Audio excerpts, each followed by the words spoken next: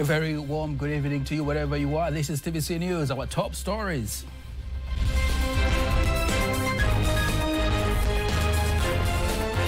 Here, Africa is set to maximize the G20 potentials.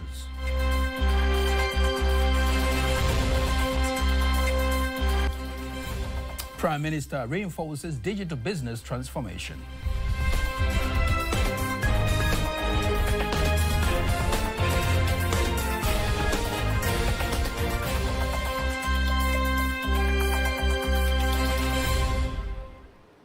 Thanks very much for joining us. My name is Nasa Kingu. Just a reminder, you can also follow us live via our YouTube channel, TBC Online, and also get all the latest news through our Instagram, Facebook, and X pages at TBC Online. President Samia Suluhu Hassan says Tanzania has used the just-ended G20 meeting to drive various Tanzanian and African agendas in the fight against poverty. President Samia asserts that Tanzania has made major strides in the fight against poverty, as well as pushing the clean energy agenda throughout the country. Here's a report prepared by Armenian Gain, read by Teddy Mparanyanga. President Samia Suluhu Hassan is meeting media editors to explain how Tanzania's attendance to the G20 meeting was important, especially in introducing various development agendas to developed nations that monopolize 85% of the world's economy and 75% of the world trade.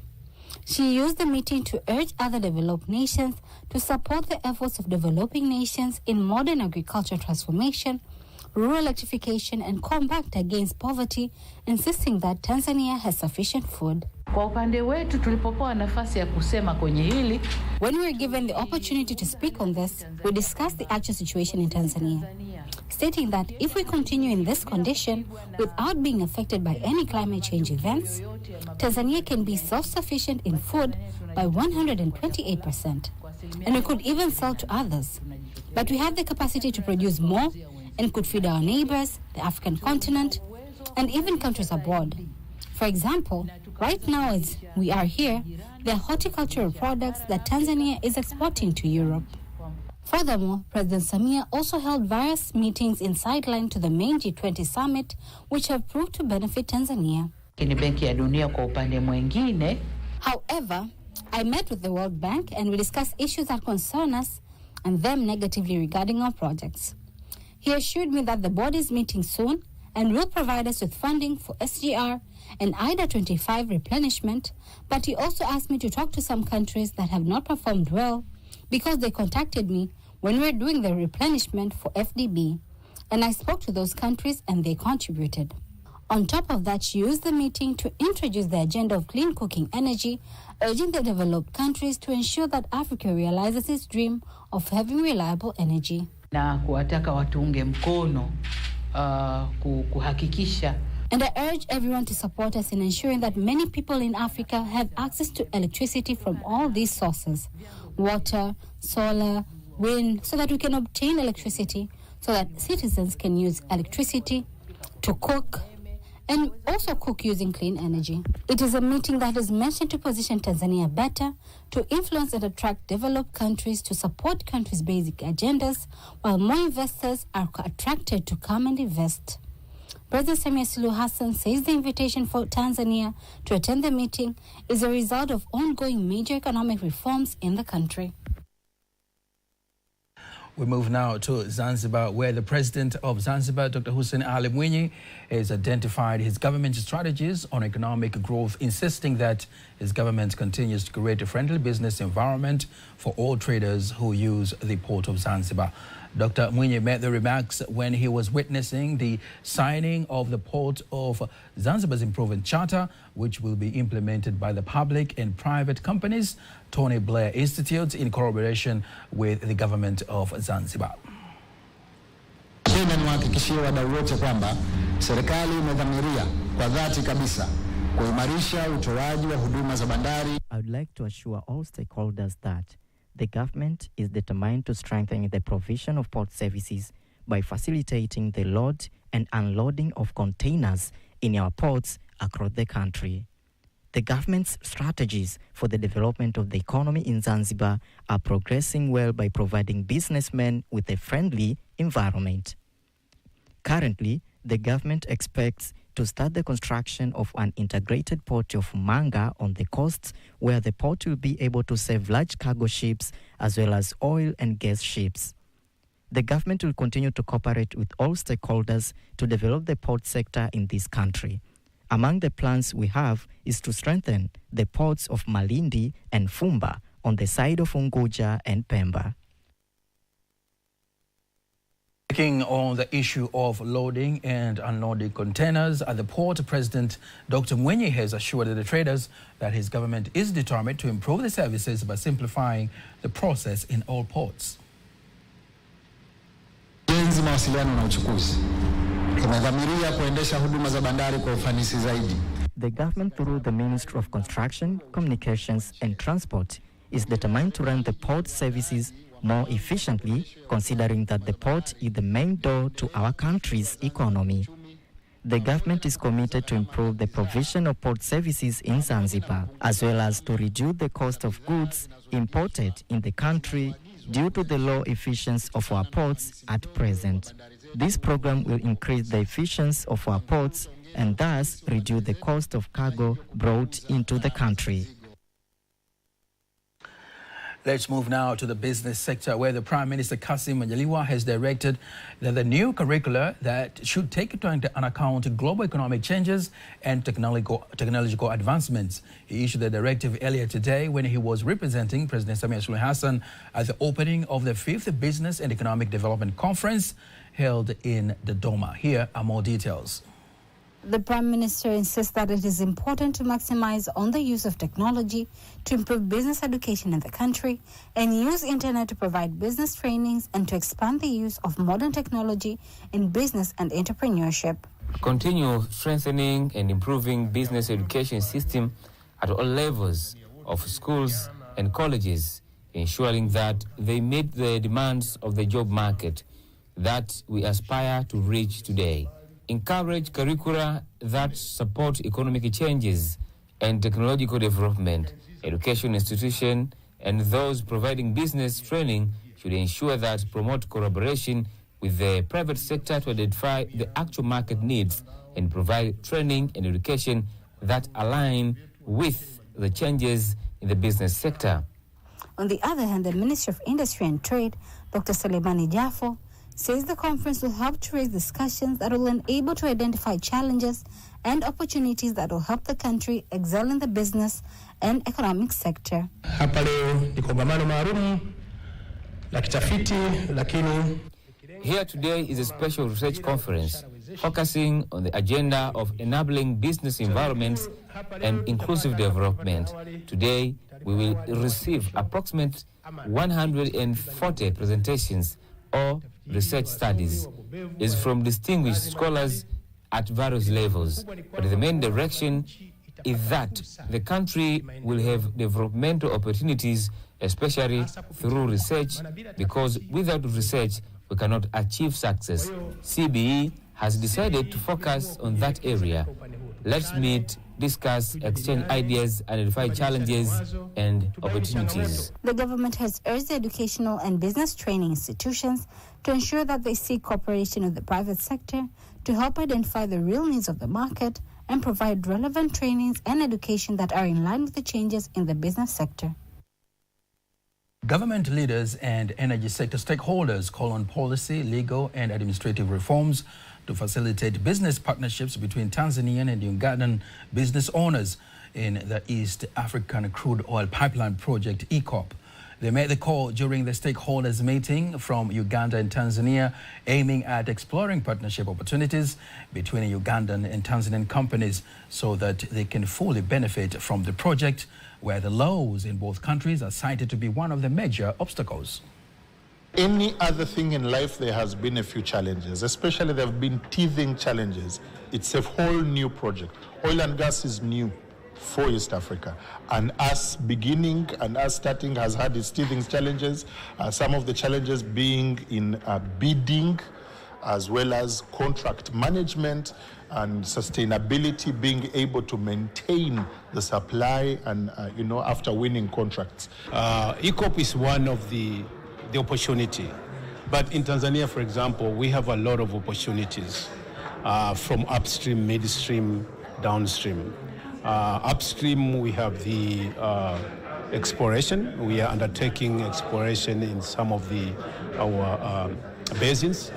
But the downstream and the midstream, we have the gas distribution, CNG.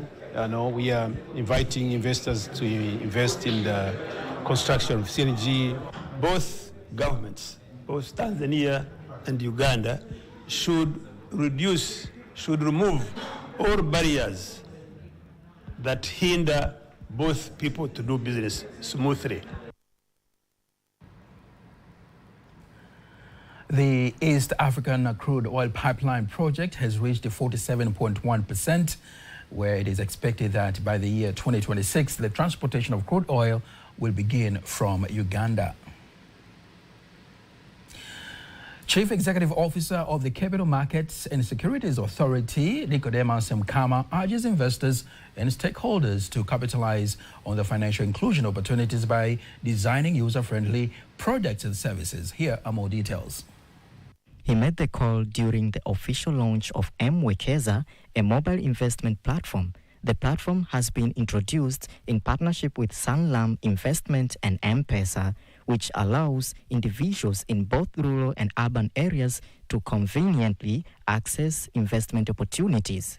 Today has been, as we have been marking another milestone in the development of capital markets, where we have officially launched M-Wekeza products, which is a partnership product between Vodacom M-Pesa and Sanlam East Africa, after having fulfilled the requirement of the law and got approval of the Capital Market and Securities Authority.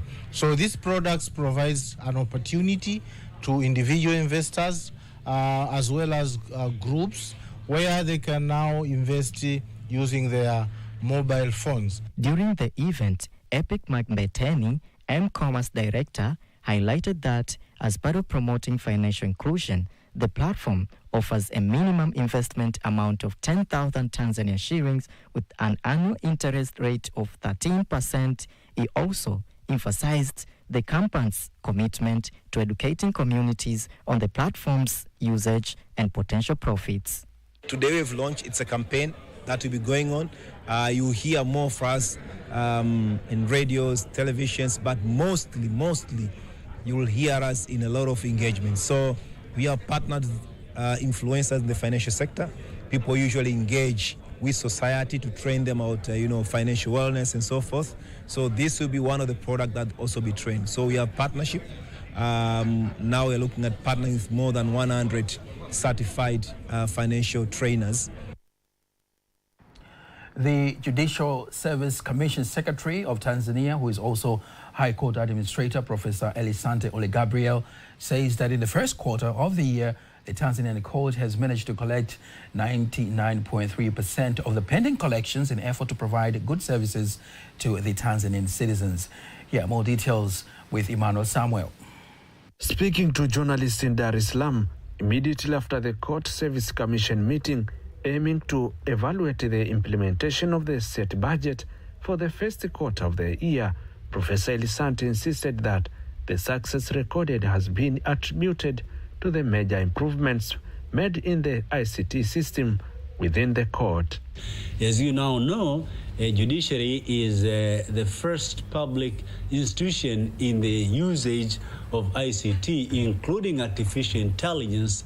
We are now proudly speaking about the use of artificial intelligence in several areas. So we are trying as much as possible to be pro-ICT, and that has helped us a great deal even in the collection. One thing we believe in Judiciary is that we shouldn't only be struggling on the requesting for expenditure.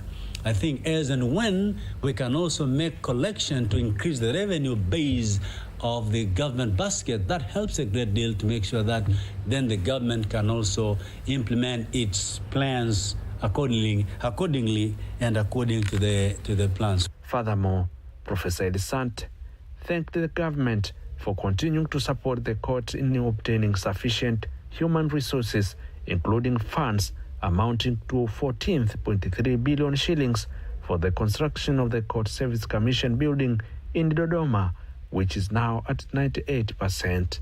That can only be possible as and when there is a support from the government, and that we are getting it, we appreciate it, and we promise to keep on making an impact from the resources they are investing. You may wish to know that now we have quite a gigantic building as headquarters in Dodoma. We have very good residential houses in Dodoma for our judges. All those are quite great reforms and great improvements in our services. And finally, I wish also to request the regional administration leadership to be keen also to support us on the ethics committees in their regions and the districts. Professor Elisanti says the Commission has the responsibility of judges' codes of conduct, urging authorities to enable the ethics committees of the Commission at the regional level to meet and discuss the basic issues that will help the court to move forward. Reporting from Dar es Salaam, Emmanuel Samuel, TBC News. We move now to the health sector, where more than 26 billion Tanzanian shillings are expected to be spent for the construction of the Muhimbili University of Health and Allied Sciences Kigoma campus as part of the government's effort to improve the health sector in the country. Speaking at the signing ceremony of the contract for the construction of the project, the Kigoma Regional Commissioner Tobias Ndengenye said the campus will help to develop the skills of the health workers and stimulate economic growth for the residents. Here is a report prepared by Abdul Latif Said, read by Teddy Mparanyanga. Kigoma region is one of the fastest growing regions. This time round, the government has started the implementation of the construction of the Muhimbili University of Health and Allied Sciences Kigoma campus.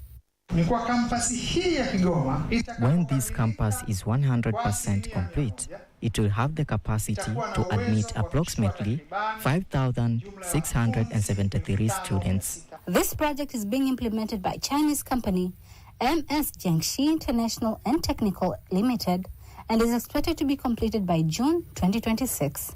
We understand the importance of what lies ahead, and we are committed to delivering not only results but also a seamless and professional experience throughout this journey. Upon completion of the campus, it is expected to increase the number of specialist doctors in the region and upskill the knowledge of the health sector professionals. In its implementation, we depend on the great efforts of the contractors. We promise to give the contractors sufficient cooperation.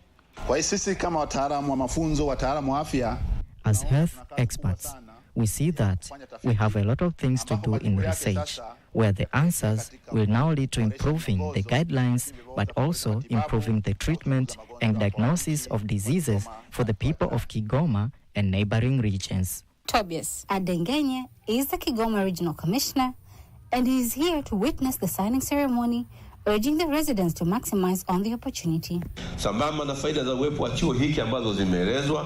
Short-term employment opportunities will be available to the people of Kigoma due to the construction workforce and the development of various businesses.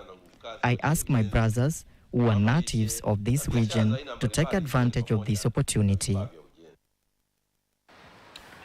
With just a few days remaining until the local government elections, which are scheduled to take place on 27th of November, TBC News talks to lecturer and the vice president of the Students' Government of St. Augustine University of Tanzania, who both insist local governments are one of the major pillars of governance. For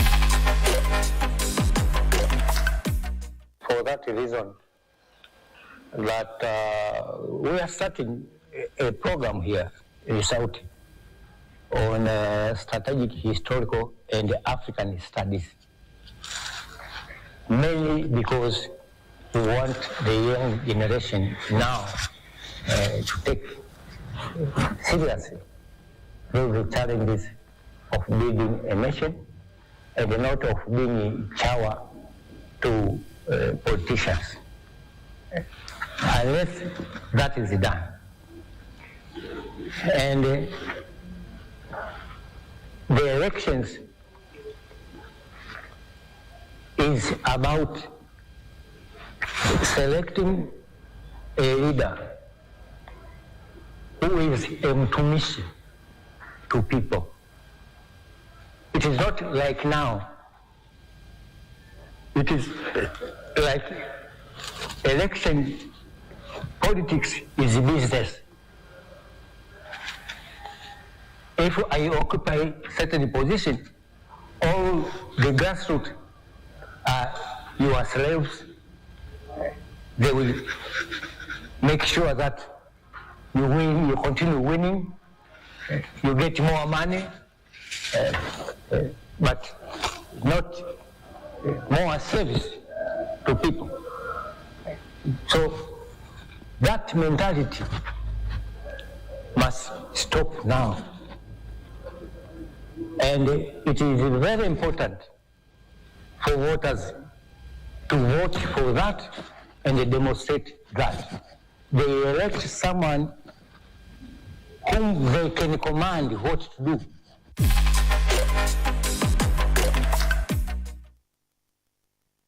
Great insights there from the professor. In case you missed any one of our stories, remember you can always go to our YouTube channel at TBC Online and watch anytime, anywhere. Now, let us take a look at today's exchange rates according to the Bank of Tanzania, BOT.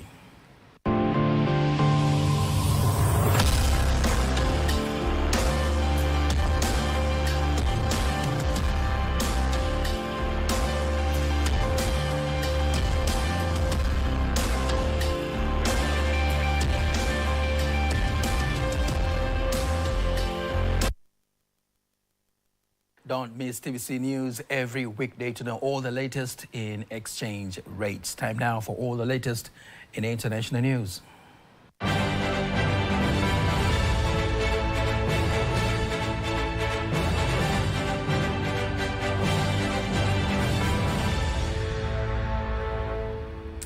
In international news, the recently concluded SADC Extraordinary Summit has reaffirmed the region's commitment to collective security under the SADC Mutual Defense Pact.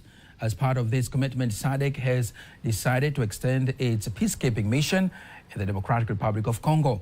The pact emphasizes that an attack on one member state is considered a threat to the peace and security of the entire region. Here are more details.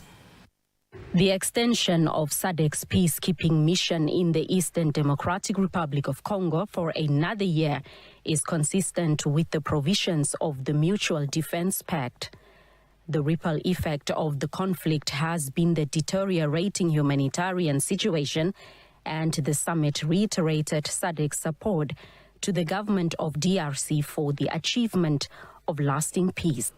Regional leaders have also observed the violations of the ceasefire deal reached in August this year between the governments of DRC and Rwanda, brokered through the Luanda peace process of 2023.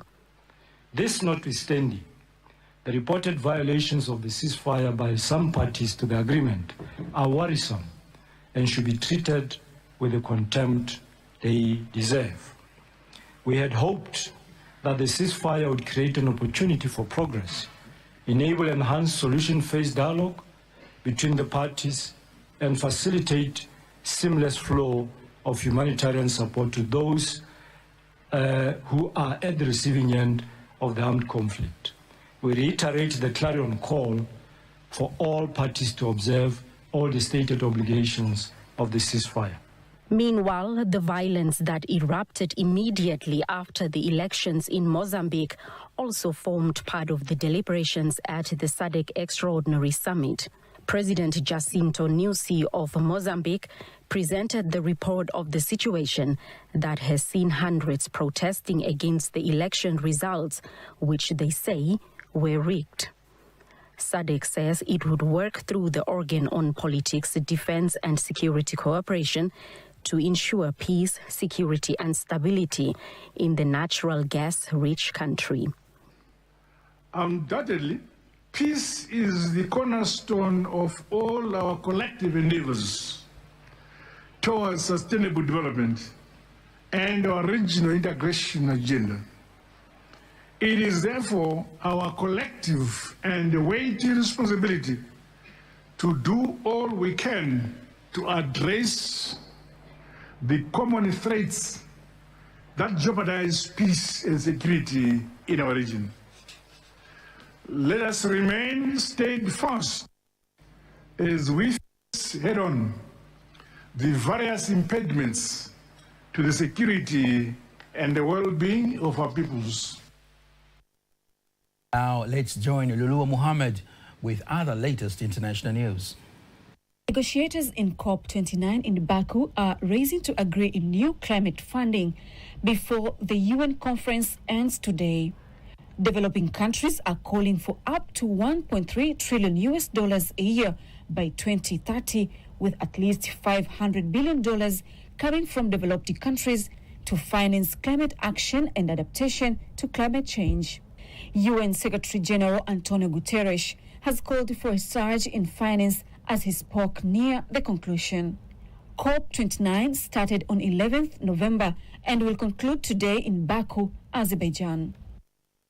Rail workers in France have staged a one-day strike against plans to restructure parts of the national rail company. The government wants to cut the state budget next year by $63 billion to plug the national deficit. But trade unions say workers will be hit the hardest. Social tensions are rising in the country. Earlier this month, car and supermarket workers demonstrated against job cuts. Farmers started demonstrating this week. Now public sector workers are prepared to join in. And Egyptian government started offering tariff and tax breaks to encourage foreign electric vehicle companies to set up production locally. Several European and Asian brands responded positively to the idea and are moving parts of their production operations to the North African country. That action is said to reduce the usage of fuel vehicles that pollute environment. Mohammed for that latest international news. Now, sports news up next.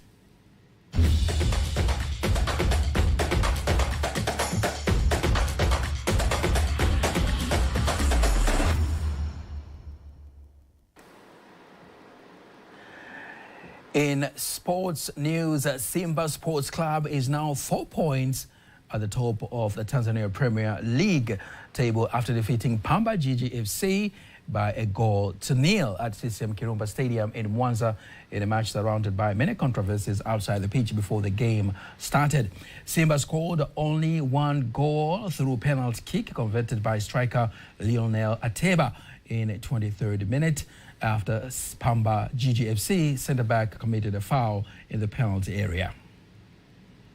The victory makes Simba to extend its lead at the top of the Tanzania Premier League with 28 points, while defending champions Young Africans at second place with 24 points, and Singida Big Stars at third place with 23 points.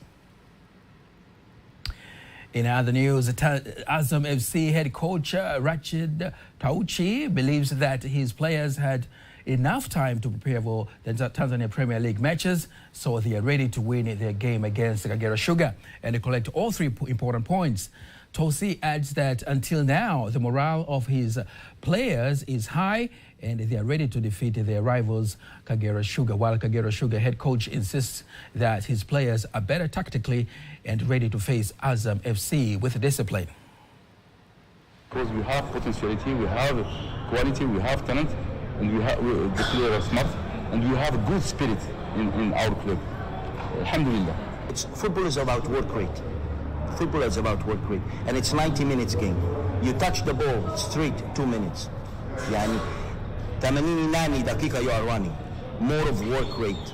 So just my job is to tell you when, where, and what to do next. That's the sports news. Now, before we conclude the news bulletin for tonight, let's take a look at the weather forecast for the next 24 hours. Hello, this is 24 hours of the forecast from Tanzania Meteorological Authority.